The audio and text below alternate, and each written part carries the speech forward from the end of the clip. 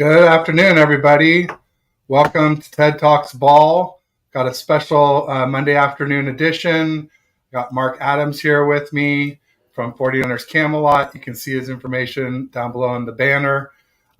Really excited to have Marc. He's been working on a Roger Craig series regarding getting Roger into the Hall of Fame.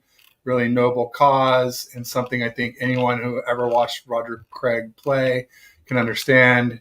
I won't go into all his accolades just yet, but we'll get to those, the reasons why we think so. But I just want to introduce Marc. He's obviously at 49ers Camelot on Twitter, also at 49ers Camelot on YouTube. And anything else, Marc, that you want to add, anything that you've got going on coming up that you want to promote while you're, besides, your series, any guests coming up that you're excited about, anything like that? I don't currently have any guests scheduled. Just, with I'm doing this new thing. I'm about to start on. There's a new app that Sean Salisbury has been working on with some others called PSF, Pro Sports Fans is what it's called. And so they reached out to me and asked me if I would cover the 49ers for them and do like live game day streams and chats and things like that. And so I don't really know it's something that we're having to build. Sean's out of Houston, so they've been doing this with the Houston Astros, and it's really huge for them there. And so they're wanting to do it for all the sports, pro sports teams. And so that's one of the things so if you want to go to your app store and find PSF, Pro Sports Fans, and download that, and then look for there's a 49ers chat room, and so you can go in there, and we're going to be doing some cool stuff there. So that's the newest thing that I have going outside of 49ers Web Zone. And now if this Roger Craig thing is finished, I can breathe a little bit more because it's been pretty chaotic getting that ready. And a week from tomorrow, the Hall of Fame voters, the senior voters, will make their decision. So we'll know probably next week if Roger Craig's going to make it in the Hall of Fame or not. Both fingers crossed. I hope that works out. No one deserves it more than him, in my opinion. He's my favorite 49ers running back ever. First ever 1,000, first ever to have 3 TDs in a Super Bowl, a 3-time champ. My title was something like Roger Craig not in the HOF, is an absolute travesty. I can't believe it's taken this long. So really cool. And so you're taking, sounds like a little downtime after a lot of work, but I know you had some pretty incredible guests on to make the show, didn't you? You want to tell us some about that? Yeah. It really started with a couple of years ago. I heard Larry Krueger spitting out these numbers of why Roger Craig belongs in the Hall of Fame. And I decided I wanted to write a story on it. So I reached out to Larry and said, hey, can you give me those numbers so I can write on this?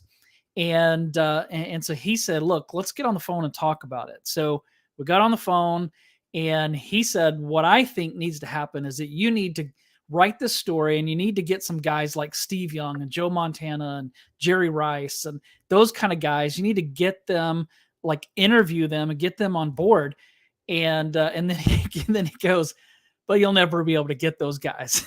So I was like, okay, well, why did you just tell me that? And so I said, well, I'll try. Do you know how to reach them? And he said, no. Well, it just so happened, and it just was a fluke thing, but I met somebody who worked for the 49ers back in the dynasty days. And actually I was introduced to him on social media. And so I reached out to him and said, hey, would you happen to know how to reach any of these guys? And he's like, yeah, who do you want? And I started naming players that I'd love to reach out to. And he gave me contact information for all of them. Now, I'm not going to tell you who that is because I don't want to get in trouble. But so I realized that, look, if I just call and say, hey, would you come on my show? They're going to be like, you're a loser. You're a nobody. Why would I come on your show? But when I reach out and say, I'm writing this story for Roger Craig, then all of a sudden everybody's saying yes. And so it was amazing to do that. So we got that story out, then followed it with a story where we got statements from players who played against him, like Mike Singletary and Harry Carson, some of those guys. So then Roger Craig didn't get in last year. So this year we decided at 49ers Web Zone that we wanted to do a podcast series based on it. So that's where we're at. So Larry Krueger is in it. Matt Mayoko's in it. Clark Judge, Daniel Brown. Let's see who else is in I'm just naming some media people that are in it. But then we have the stars of it are the players: Steve Young, Ronnie Lott, Brent Jones, Jesse Sapolu, Guy McIntyre, Randy Cross. So those, Carmen Policy is one of them. So those are the ones that are making the argument. And right now, even though that part of it is done, the part that we're doing right now is, and I have some help from a lady at Eddie DeBartolo's office, a friend of Carmen Policy.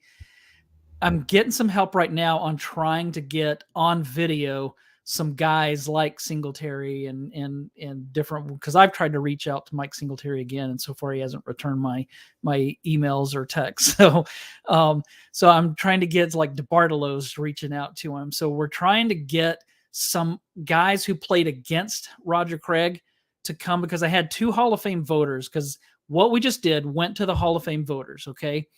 And I had 2 of them write me and say, this is great, but we'd like to hear from players who played against him. That would push the needle a little bit more.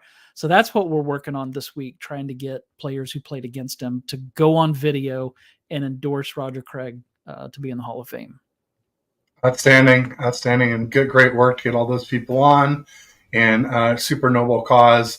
James Durnall is coming to us from the United Kingdom, and he's saying that he sort of started becoming a Niners fan during the Alex Smith era, so they didn't really get much televised over in the UK before then. Didn't know a lot about Roger Craig. I mean, I think the things to know is that he's the first 1,000 running back, so 1,000 yards receiving and 1,000 yards rushing in the same season. I listed off some of these things earlier, but you might not have been here yet, James. He was the first ever. Was he the first ever player or offensive player, or was it just running back to get 3 TDs in the Super Bowl? First player to ever do it. Yeah, 3 TDs in the Super Bowl. And he's a 3-time Super Bowl champ. Marc actually shared with me when he was on my show a while back that Bill Walsh said that, oh yeah, we had Jerry, we had John Taylor, we had Brent Jones, we had all these great weapons, Joe Montana. But he said that the key to the West Coast offense was really getting Roger Craig. Without him, he couldn't really make it go. And I really feel like there's some parallels between that and Kyle's system, and now with CMC. I feel like there's a lot of parallels with what these 2 running backs did. Mm-hmm. I mean, obviously CMC is just 1 season for us, or not even really half a season in some playoffs. But what we saw from him and what he did for our offense is undeniable. Yeah. I mean, if you think about what Christian McCaffrey added to the 49ers, Roger Craig was the first one to do that. Now, back in the early 80s, Marcus Allen was doing that as well, but Marcus is in the Hall of Fame. And so you think about how the NFL selects position players during each decade they make them an all decades team. So, for example, in the 70s, 80s, and 90s, they had 4 running backs named to the all decades team in each of those decades. So in the 80s, the all decades running backs were Walter Payton, John Riggins, Eric Dickerson, and Roger Craig. So if you take the 70s, 80s, and 90s, Roger Craig is the only all decades running back who's not in the Hall of Fame, which is insane. Now, I think, for my money, Marcus Allen should have been on that list instead of John Riggins, but, Yeah, I mean, Marcus Allen was a lot more skilled than John Riggins, but boy, I don't know. I just remember what they call him, the Diesel or something like that. I mean, he was just so powerful. Running behind the hogs. But he had this great offensive line. He was a big bruiser running behind a big, strong offensive line. So it's kind of the argument of, if you put Barry Sanders behind the Cowboys offensive line instead of Emmitt Smith, then Barry Sanders would be by far the all-time leading rusher because Barry Sanders ran behind horrible offensive lines. Now, Marcus Allen didn't run behind horrible offensive lines, but he didn't run behind the Hogs, Right. So that would have been interesting to see how Marcus would have done on a team like that. But again, the Redskins ran a different offense than the Raiders ran in the 80s, and so sometimes it's hard to compare. No doubt about it. And then James, if you're a fan of all of like Marshall Faulk or LaDainian Tomlinson, they very much are in that mold of the Roger Craig mold. Ricky Waters, also, a great dual threat running back. And I made a comment recently on Twitter. I was saying basically like we had Roger Craig, we had Ricky Waters, and then there's really been no running back for the Niners like that until now. CMC finally come on. Frank Gore was a wonderful back, great story, also deserving of being in the Hall of Fame. More for longevity than a high peak, but still very deservedly deserves to be there himself as well. Also got some other folks here saying if Craig was on the other team, I think they would have let him in the Hall of Fame. And I think that happens when you're on a team with so many great players. You tend to get lost in the wash a little bit, or people discount what you did a little bit, I suppose. I can see that. Yeah, and Larry Krueger makes that argument because some people say, well, Roger Craig had the advantage of being in Bill Walsh's system, playing with Joe Montana, playing with Jerry Rice. But the argument that Larry Krueger made was that actually went against him because he played against the greatest statistical force in NFL history in Jerry Rice. And because Rice was so good, the 49ers would feed him the ball all the time. So Roger Craig was not he wasn't the first option. And he played fullback as when he did the 1,000, he was actually a fullback. So he's the only player in NFL history to make the Pro Bowl as a fullback and as a halfback, which is impressive. But here's something that's really impressive. He had more receiving yards than Hall of Famers Lance Allworth, Kellen Winslow, and John Stallworth. He had more catches than Hall of Famers John Stallworth and Lynn Swann. So here's why I bring that up. John Stallworth is in the Hall of Fame as a wide receiver, and Roger Craig, a running back, has more catches and more yards receiving than that Hall of Fame receiver. So how can he not be in? And here's what Steve Young said when you change the position, because Steve Young said that the days of the I back are numbered, that position, that setup is being phased out of the NFL, and players are becoming more like a Christian McCaffrey or LaDainian Tomlinson type. That's what they're looking for.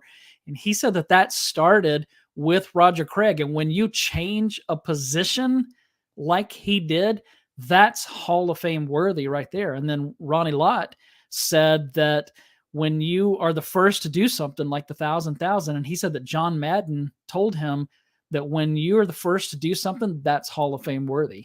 So here's Hall of Famers saying he should be in. Mike Singletary, I talked to him on the phone when I did that story, and he said Walter Payton, Roger Craig. And then he actually said, I might put Roger Craig ahead of Walter Payton in how much he respected him. So that's his teammate. And so that's how he values Roger Craig that much. Incredible, no doubt about it. So James had a good comment with people who changed the game of football and made the game today. Craig being the first two, you think you get recognition exactly. And he said he sounds like Beast Mode meets CMC. There was some Beast Mode to his running. He was very high. He is a high knee runner. He would just tear people apart with his high knee running. Not quite Beast Mode, I wouldn't say, but I can kind of see a mix of the two for sure. Yeah. I mean, more Beast Mode than CMC. CMC is a little more like make you miss. Roger Craig was a little more run you over. Definitely, I can see that. Yeah. And then James was saying CMC got discounted for Pro Bowl selection. Is the dual threat halfback overvalued?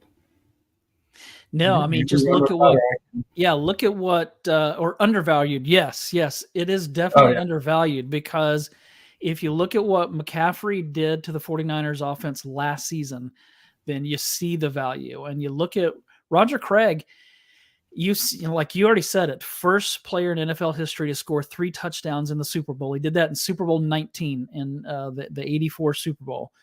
Then fast forward to Super Bowl 23.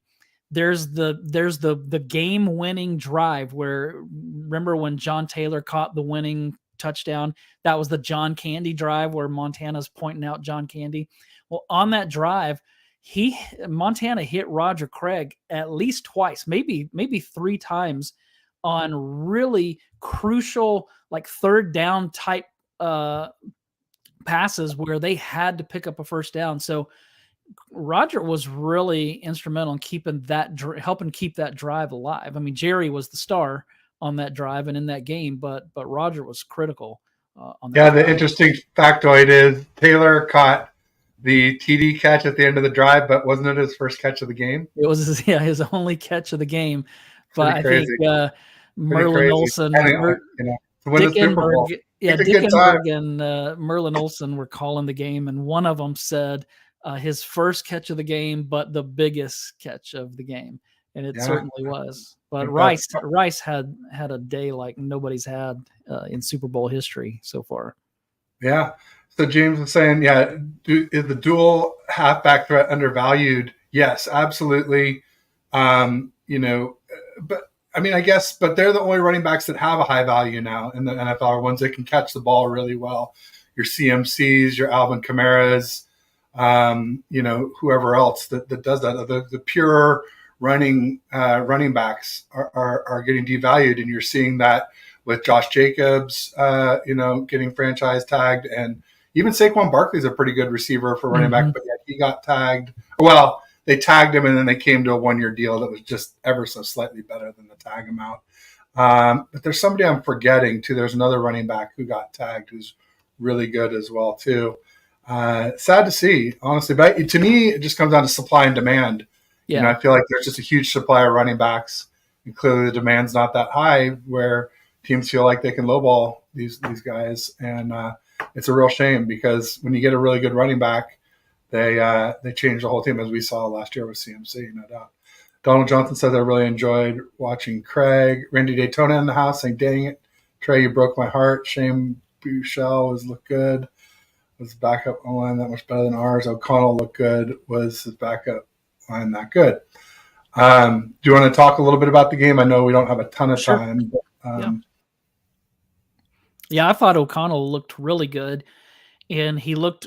The concern that I have is that he looked really good every time he targeted the 49ers' presumed nickel starter in Isaiah Oliver. So that was concerning to me, because like first preseason game, you can throw out a lot of the stuff.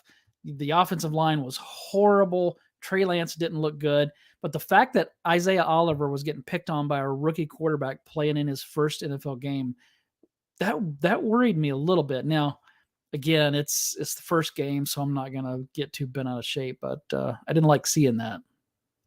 Yeah, and, gosh, who played, right? I mean, obviously we still haven't signed Bosa, so he didn't play. Hargrave was out. Armstead was out. Fred was out. Dre was out. Lenore was out. Charvarius Ward was out. Hufanga was out. Gibson was out. So quite a few of our stars and starters and superstars were out off that defense. So I'm not terribly worried about it.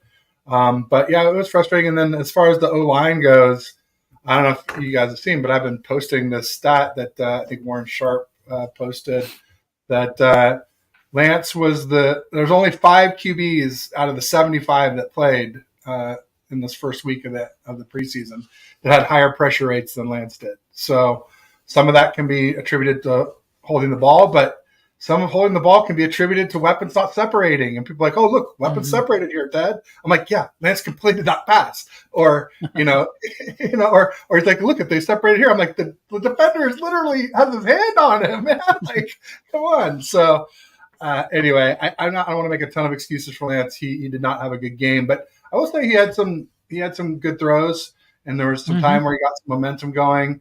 think Kyle did him a real disservice by starting with all passes to start. We're a run first team. Yeah. You have to run. People say, "Oh, you don't have to run to do play action." No, you don't have to run well to do play action, but you actually have to run.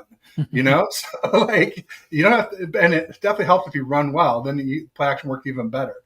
But the touchdown pass that Kyle drew up to go off of the hands of a defensive back and into the hands of, amazing. That was a great call, but I don't know, No, and then poor Brandon Allen had the reverse. So I know Lance throws a pick that ends up as a TD, and poor Brandon Allen throws a completion that ends up as a pick. It just shows that luck matters and stats can be deceiving. Always look to the context, look to the deeper meaning, why things happen, what it means for the future. I will say that one throw that Lance made to Conley, though, the deep laser down the middle, like I said right away, I was like, Purdy does not have that club in his bag. Purdy and Jimmy do not make that throw. It was a laser. It was a big boy throw. It's what we want to see more of. And we've seen some inconsistency, but I want to see more consistency. Ultimately, when for me, it just comes down to we need to see him some with the first team. We still have barely seen him with CMC. There's literally like one series on Saturday of camp when Purdy was out and CMC actually wasn't out for once. Yeah. And so like until we see him with a good line and good weapons, we're really not going to know what he has to offer. And of course, he's going to be rusty in his first, tackle football in almost a year. So people say excuses. I just say facts. And the other fact is, like, I was there at camp for all 9 practices that were open to the public, and Purdy did not look like himself, and it doesn't sound like he was looking like himself in joint practices either. The Raiders D seems to be improved. So take all those things with a grain of salt. Purdy hasn't even been tackled yet. He did get hit on the arm by Clone Farrell, but literally has not been tackled yet. Yeah. So anybody saying like, oh, he did it last year, he can do it this year. I mean, I hope so. And I'm not saying it's not likely. It's just I haven't seen it yet, and I haven't heard anything that makes me think that yet. Well, the interesting thing along those lines is that Kyle Shanahan's actually doing his media session right now, and looks like he said that Brock Purdy will have his max 2 practices in a row restriction removed. So he's now going to be taking part in all of the 49ers practices this week. So that's good for him. I think that I just saw that Oren Burks has a sprained. Yeah, he got injured during the game. Yeah, he didn't. I think it was. What was it though? Was sprained what? Sprained PCL from his collision with Devontae Adams on Friday. So that's not a bad one though. It looks like he'll be back for week 1. At least that's the hope. So that's usually not as bad as an MCL. Yeah, and nothing's as bad as an ACL in the knee, other than multiple ligaments, including the ACL. Yeah, at least it's a sprain. So that should be good. But no doubt, Randy's saying he's concerned with Oliver. He's skeptical. I said when we lost Jimmy Ward, I was like, this is a big loss. People are like, Jimmy's so overrated. He got replaced by Gibson. He's no good. I'm like, no, folks. He just got $7 million from D'Amico Ryans. Right. Who knows what he's doing? D'Amico's not going to just go overpay because he knows the guy, Yeah, and you said earlier, how Bosa's not playing and Warner's not playing and all that. And I completely agree, so Isaiah Oliver doesn't have the guys he's going to be playing with week 1 weren't on the field with him, but they also were playing against Raiders backups. And again, a rookie quarterback making his first start. So that I just didn't like that, but maybe he just was having a bad night. Sounds like the 49ers practiced poorly with the Raiders. Sounds like they practiced poorly all week. And so maybe they're just in a funk and this will wake them up. Hopefully Kyle's yelling at them and getting them more focused, and hopefully Bosa gets in there soon. But I'm not worried about it. Yeah, me neither. It's like the Texans beating us 17-0 last preseason. Ultimately, my title for my next show, it's coming up at 3. I called it, I said, Raiders won their Super Bowl, against the 49ers yesterday. So I've got Josh Harper coming up, and he's ex-Fresno State, and he lives in Vegas, and he's a Niners fan, and he was there for the practices, so I'm eager to hear what he has to say. He was on with Crocker and a few other folks nice before the game, but I might be one of the first to have him on after. But I know you need to get going here because we're already over the time that we allotted. Anything you want to talk about before we go, Mark? I don't want to just like totally end quickly, but also I don't want to like drag on and on either. I want to know. Yeah, I liked what I saw from Cleveland Farrell. I mean, he was playing against backups, but you want to see him do well. I liked what I saw. Ty Davis Price ran the ball. Jordan Mason, I really was surprised that Jordan Mason didn't play that well. He dropped that pass that should have been a first down. That was huge. Probably a big gain. And then, a couple of times he just ran right into the line and got stopped for a loss. And so he didn't look like he normally looks. And maybe part of that's the line. I hated that call. Do you remember the call that was, it was 4th and 2 and they ran the ball from the shotgun? I hated that call. I hate all shotgun runs on 4th and short. It's like you're pretty well telling what, I mean, yeah, you can pass or you can run, but a run from the shotgun just seems. Here's the deal. Here's the deal. I've been saying it since 2019, since we did it in the Ravens game in the rain in Baltimore. And I said, here's the deal. If you go under center, the QB sneak is in play, right? Mm-hmm. And so those D linemen have to fire out low, and they can't get their hands up high. I guess that was a pass. Never mind. All right. Totally wrong situation. But that's why I hate shotgun for 4th and short passes too. I don't like shotgun in 4th and short, period, runs or passes. Yeah. Bottom line is then the guys got their hands up and they blocked Jimmy G's throw. It also take away. There's something else that takes away too.